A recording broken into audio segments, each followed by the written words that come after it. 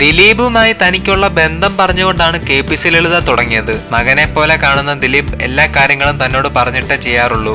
ഞാനും എല്ലാ കാര്യങ്ങളും പറയും. എന്റെ മനസ്സ് വിഷമിച്ചാൽ അപ്പോൾ ദിലീപ് അവിടെ ഓടിയെത്തും. ദിലീപ് സിനിമയിലൊക്കെ വരുന്നതിന് മുമ്പേ തുടങ്ങിയ ബന്ധമാണത്രേ അത്. ദിലീപ് കുരുത്തക്കേടൊക്കെ ഉള്ള ആളാണോ എന്ന് ജോൺ ബ്രിട്ടാസ് ചോദിച്ചപ്പോൾ അത്ര സത്യസന്ധനാണെന്നൊന്നും പറയാൻ പറ്റില്ല, കുറച്ചൊക്കെ കുരുത്തക്കേട് കയ്യിലുണ്ട് എന്നായിരുന്നു KPC ലളിതയുടെ മറുപടി. സാമൂഹ്യ മാധ്യമങ്ങളിൽ പ്രചരിക്കുന്ന പോലെ ദിലീപും കാവ്യയും തമ്മിൽ രഹസ്യബന്ധങ്ങൾ ഉണ്ടായിരുന്നുവെന്നും മറ്റു കാര്യങ്ങൾ എനിക്കറിയില്ല എന്നും അതേക്കുറിച്ച് ഞാനൊന്നും ദിലീപിനോട് ചോദിച്ചിട്ടില്ല, എന്നോട് പറഞ്ഞിട്ടുമില്ല എന്നായിരുന്നു KPC ലളിതയുടെ മറുപടി. കാവ്യ എനിക്ക് ഇഷ്ടമാണെന്ന് പലപ്പോഴും ദിലീപ് പറയുമായിരുന്നത്രേ.